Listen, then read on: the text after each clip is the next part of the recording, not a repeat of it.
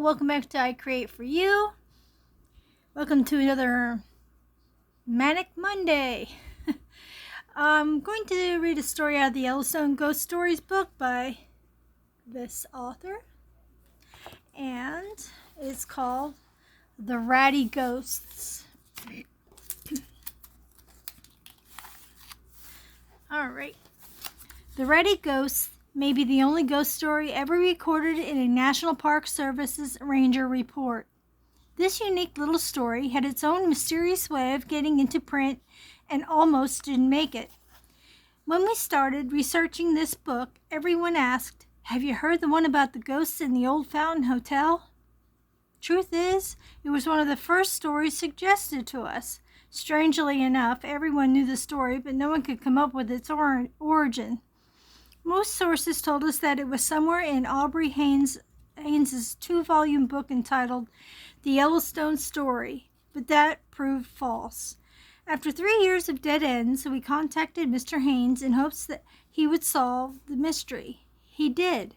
It was not in his book or any book. He directed us to the writings of an early Yellowstone Ranger, and through these writings, the story is finally told. The Fountain Hotel was built in 1890 for what was at that time an exorbitant price of $100,000. It was built in the Lower Geyser Basin on a tree-covered hill about a quarter-mile north of the present Fountain Paint Pots parking area. Today, the main road cuts through a portion of that hill, and the hotel was just east of the road. Owned by a private concessionaire, the Yellowstone Park Association, Fountain Hotel was built to pamper the wealthy visitor. It was the largest hotel in the park, and its rooms were first occupied during the 1891 season. It succeeded the old Firehole Hotel, which was then burned to the ground. Upon completion, the Fountain Hotel boasted 143 rooms, steam heat, baths using hot springs water, and electricity. Many rooms had spectacular views of the Fountain Geyser area. If that was not enough, its frequent gala balls allowed gentlemen and lady visitors to unpack their skills and suits for a grand social life. In 1904, the Old Faithful Inn opened its doors and welcomed guests to a new and unique experience of what some called the largest log building in the world. This development emptied many of the Fountain Hotel rooms. In 1915, the Secretary of the Interior allowed automobiles into the park, and the Fountain Hotel was doomed. Everyone drove the extra 7 miles to stay in the Old Faithful Inn and watch the world-famous geyser for which the inn was named. By 1917, the Fountain Hotel was abandoned. 10 years later, after being razed, the hotel's remains were finally burned and the site cleaned up. Rangers and others said it was just as well that the hotel was gone, because it was haunted. It seems that on one crisp autumn day, the hotel's winter keeper was aroused by the ringing of a service bell connected to one of the hotel rooms. Even though he knew the room was empty, he felt the need to check it out. When he arrived at the room, he found exactly what he knew he would. Absolutely nothing. The following day, at precisely the same time, the winter keeper was again aroused by the same service bell, ringing from the same hotel room. Now he knew that not only was that room vacant, but the whole hotel was empty, as the tourist season was over and preparations were being made to close the hotel for the winter. Nevertheless, the winter keeper ventured down the hall to the room. He found it empty. The next day the bell rang again at the same time, and again the day after that, and so on for days and days. Each day the bell rang at the same time. Each time the winter keeper went immediately to the room, and each time he was met with the same eerie results. As can be imagined, these kinds of odd, unexplained occurrences would frighten anyone. Finally, the poor winter keeper could stand it no more. He refused to remain in the haunted hotel and fled, vowing never to return. As far as we know, he never did. A few months after the Winterkeeper abandoned the hotel, a park investigation reached an unusual but perhaps more believable conclusion. It was a mouse. Apparently, a mouse had built its nest in the walls of the ghostly room. Every evening at the same time, the mouse would go out to gather food and do whatever else mice do, and it would crawl through the hotel's walls. As it crawled, it stepped on the bell wire, causing the bell to ring. The ghostly tale of the call bell in the Fountain Hotel spread throughout the park and through newspapers across the country. Our version is based on the entries found in a collection of notes by Newell F. Joyner. The mouse in the house. Okay. I thought I was all prepared, but I forgot to grab myself a piece of paper to draw on.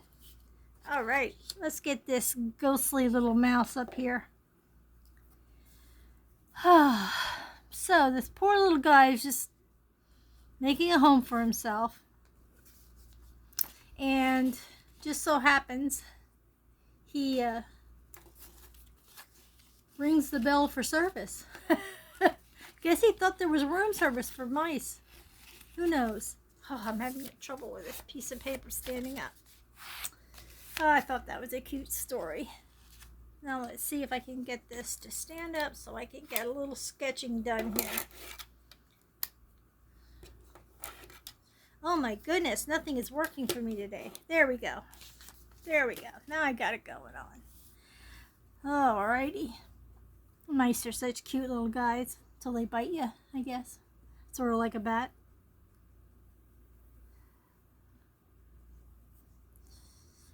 Get its ear in here. They have such big ears.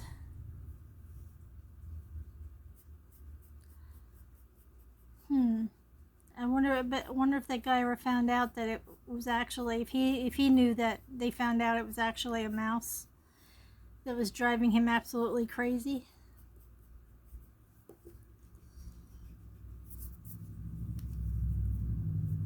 Probably not, because he never came back, but still.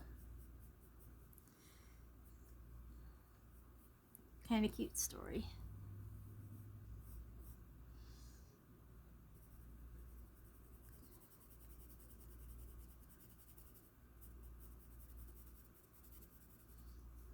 Okay. But he thought too, who the heck keeps coming in this room every time I want to go get something to eat? But he was agitated too, so makes you wonder. This nice big black eyeball. Little cutie.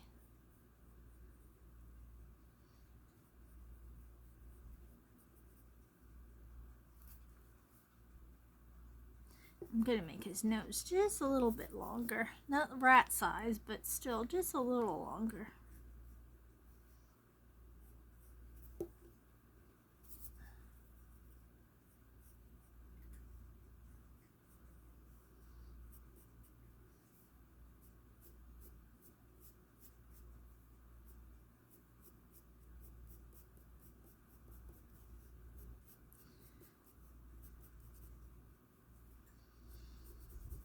Can't believe that summer is almost over already. Didn't take long. We just plowed right through it, it seems.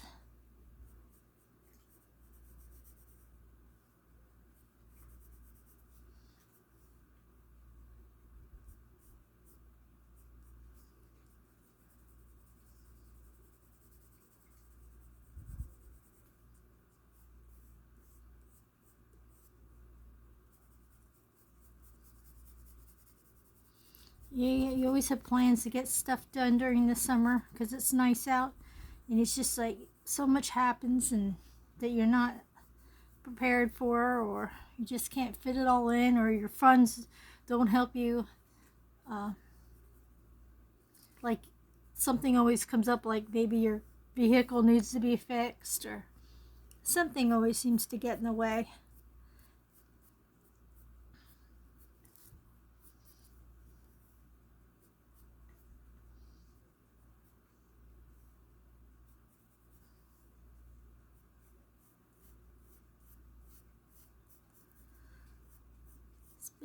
nice and warm here in PA lately. I finally got yesterday I got weeding done in the garden and got a few grape tomatoes.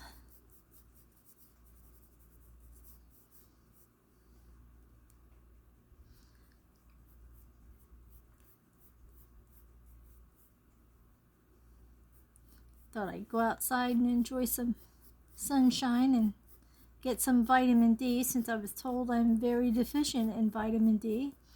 So I told my doctor, I said, well, how about you write me a prescription? Since, like I said, do you know if there's truth to, being out in the sun, helping you get your vitamin D? You can get vitamin D through there. Yeah, there is some truth to that. And I said, okay, you think you could write me a prescription for Hawaii so I can get some vitamin D? Just laughed at me. It was a suggestion. Just a suggestion. I figured if I get prescribed it, maybe I'd finally get there. One of my go-to destinations that probably won't happen. When I pass away, they can just scatter my ashes there. I'll get there one way or another. There and the Philippines.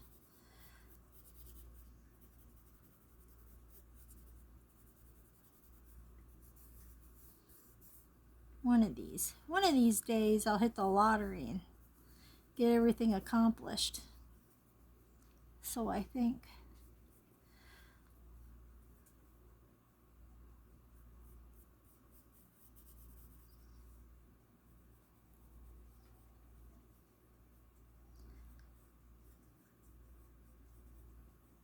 Yeah, supposedly a normal vitamin D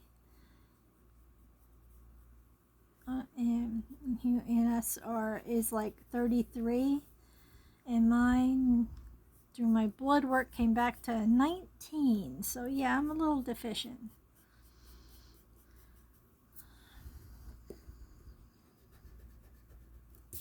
Maybe a big cause of my depression. I don't know. Not lack of vitamin D.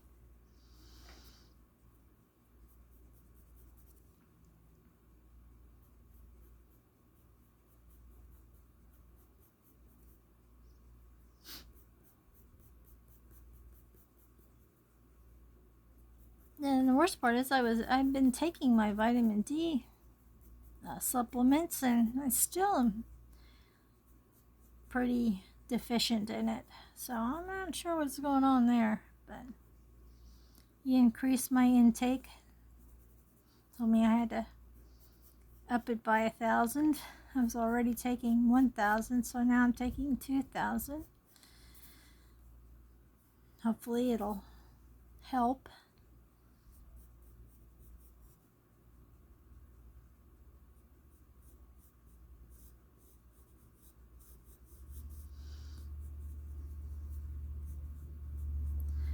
I can't imagine in the summertime being that deficient of vitamin D, but I haven't been outside. I've had so much stuff that I have to do inside that I can't wait till wintertime to put off. So you got to get it done, and so that's why I haven't been putting it off and getting my natural D. These little feet here. Can you imagine the wintertime is how low I must be? Oh, I can't stand winter. It just goes right into my bones. I ache enough, and that just does me in. That's why when my husband says, well, let's move to Wyoming, or let's, because my son's out there, and I'm like, I cannot handle the cold. I'd be inside, bolted up in my room, because I could not handle the the coldness.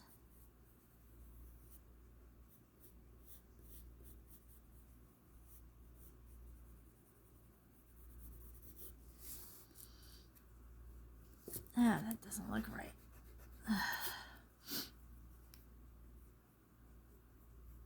I crochet towels that you can hang on your refrigerator door, your oven door, or whatever. And so I've been swamped with people buying my towels, and I'm having to replenish my stock. And I have 2 people that buy off of me and put them in their stores, so I have those people to do, and then I put the rest of mine that I have on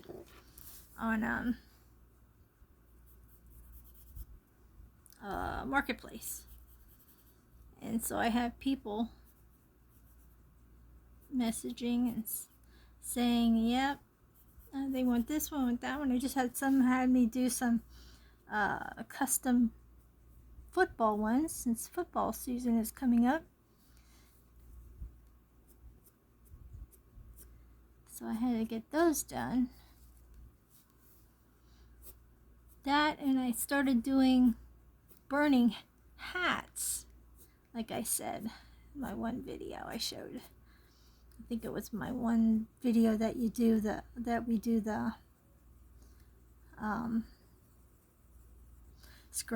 scratch art on. I think that's the one I did. And yeah, I was like,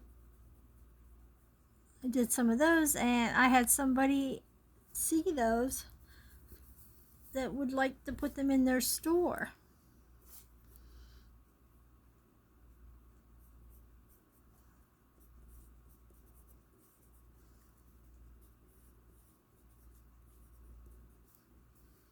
That's the little, I put that on there, that he's sitting on the line, the call bell, ding dong.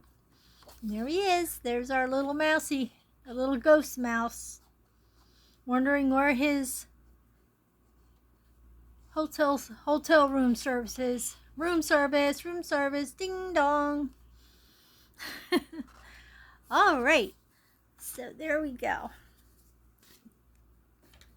Another story told. Thank you for stopping by.